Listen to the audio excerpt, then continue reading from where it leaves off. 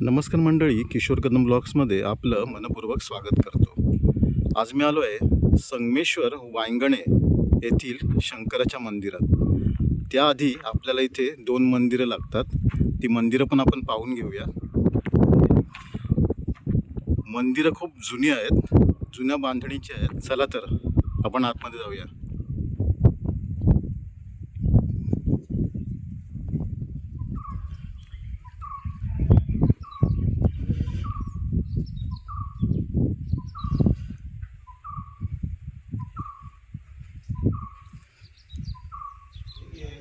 वरती यायचं की देवदिवाळीचा मध्ये असतो सध्या घ्या तरी चालेल. इथे एक भरा, इकडं 2 दिले. हे श्री अधिष्ठी देवीचं मंदिर आहे. पुजारी काकांच्या म्हणण्यानुसार ही देवी सरफरी देवीला हुकूम करते आणि त्याप्रमाणे सरफरी देवी कारभार करते. मंदिराचा परिसर अतिशय शांत आणि निसर्गरम्य आहे. हे मंदिराचे पहारेकरी आहेत.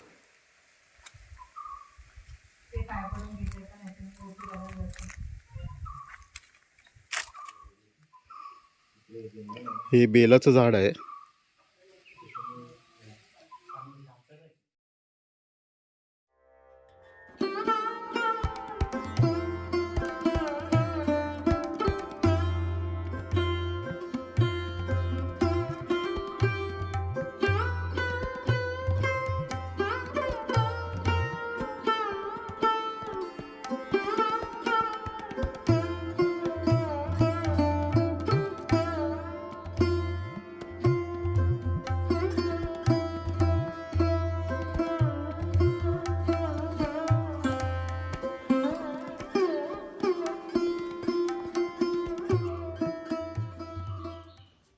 काका तुळशीची पूजा करतात.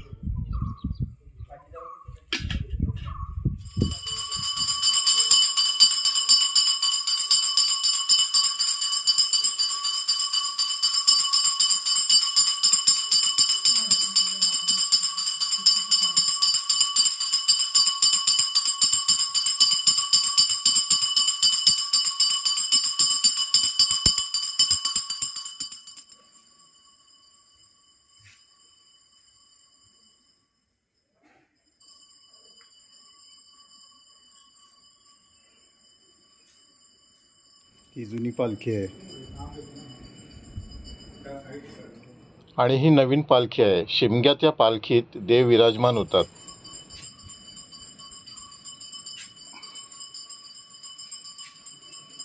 काय का सांगा ना ती गवळीची आणि गायची. ते कसं आहे, गाय हे पाना सोडायचे इथं, मग गवळी ते दूध काय होतं असं आला एकदा, आणि मग त्याने बघितले ते गाय पाषाणावर हे सोडते, मग त्याने हे केलं इकडे स्थापना नाही म्हणजे पिंडीवर हे केलं, कोयती मारली. ते पाषाण जरा धुंबंगला, पण मग ते गवळ्याचा इथून मग नायनाटच झाला तो. म्हणजे त्याने ते हे मारलं म्हणून ते पाषाणावर कोयती मारली म्हणून देव कोपला. ते नायनाटच झाला त्याचं. ते आता मग लोकांना माहिती झाल्यानंतर मग लोकांनी डेव्हलप केला मंदिराचा. आता हे या जागेवर ते पाण्या सोडायचे. इथे नाही. आता हे जे देव हा. आणि ते शंकराचं मंदिर आहे मागे, त्याचं काय? ते पण शंकराचं देव सुद्धा जागृत आहे. ते पूर्वी खाली होतं, मग तिकडं ते आरलं, त्याच्यानंतर आता इकडं आता वरती आणलेलं आहे, दोन्ही देवळं एकत्र. हे तसे ती पण देवी आहे ना, म्हणजे ह्या देवी नवसाला पावणारे आहेत. आणि जरी गाव सोडून जरी गेला इथून, तरी 50-60 वर्षां त्या माणूस परत देवीजवळ येतोच. मग म्हणजे जसे आज आम्ही आलो सर. हा, तसेच ते पुण्याला गेलेले आहेत. तो ब्राह्मण आमचा आहे, कराडला आहे, पुण्याला आहेत हे मराठे. ते मग काहीतरी कौटुंबिक अडचणी निर्माण होतात, मग काहीतरी चौकशी केली की मग ज्योतिषी सांगतात की म्हणजे देवी स्वतःच भक्तांना आणते असं की मुलांना. इथं मग ते येतात. आता शिमग्या बिमग्याला लोक येतात. मग ते जे गाव सोडून गेलेले आहेत ना बरेच वर्ष, आता तुम्ही कसं तसे येतात लोक मग इथं देवाजवळ. तुम्हाला आलेला असा अनुभव एखादा सांगाल का, किंवा गावातल्यांना आलेला? नाही असं. मला म्हणजे काय, मी प्रचिती. ते कोरोनामध्ये तिकडं होतो, वाड्याला होतो. हां. मी शिमग्याला इकडं आलो. ते बायको आणि मुलं तिकडंच होती. मी मग आलो ते 31 मार्चला देवीला नवस करून गेलो की मला बुवा इकडं आण. हम्म. ते मला मग 31 मार्चला गेलो, ते 10 ऑगस्टला माझी ऑर्डरच आली बदलीची. डायरेक्ट इकडे. तिकडून हां. माझी मग रत्नागिरीला जिल्हा ट्रान्सफर होऊन वाड्यावरून आलो. तिकडे 4-5 वर्ष काढली. आलो इकडं, मग 2 महिन्यातच इकडं आणलं मला. मार्लेश्वरला आणि ह्या देवीला नवस करून गेलो होतो. झालं 2 महिन्यातच काम झालं. ते कोरोनामुळं बायको मुलं इकडे यायला तयार नाहीत. मी म्हटलं कसं देवाचं काम आहे, मला जायलाच पाहिजे ना, गावाचं काम. मी आलो, मला 2 महिन्यात आणलं देवी. हाय जागृत आहे. काका जर देवींची नावं सांगा ना एक एक. ती अधिष्ठी, ही सरपरी ओके. आणि ही विठला देवी. बरं. अधिष्ठी, सरपरी, विठला देवी. हां हां, ही मधली आहे मोठी ती सरपरी ती हुकूम सोडणार हा. आणि ही कारभार चालवते ही देवी. हां हां.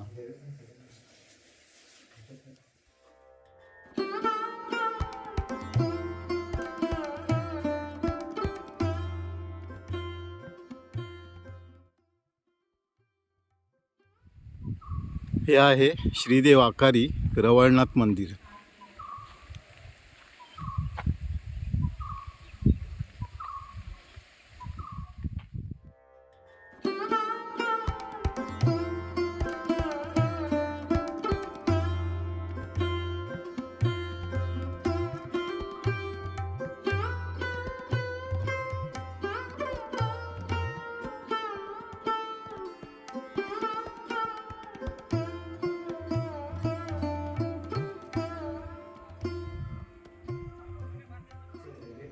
मंदिराचा दरवाजा बंद आहे, त्यामुळे मी तुम्हाला शंकराचं दर्शन घडवू शकत नाही.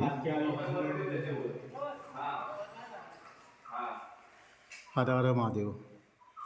जर तुम्हाला माझा व्लॉग आवडला असेल तर आपल्या चॅनलला नक्की सबस्क्राईब करा, व्हिडिओला लाईक करा आणि आपल्या मित्रमैत्रिणींना शेअर करा. धन्यवाद.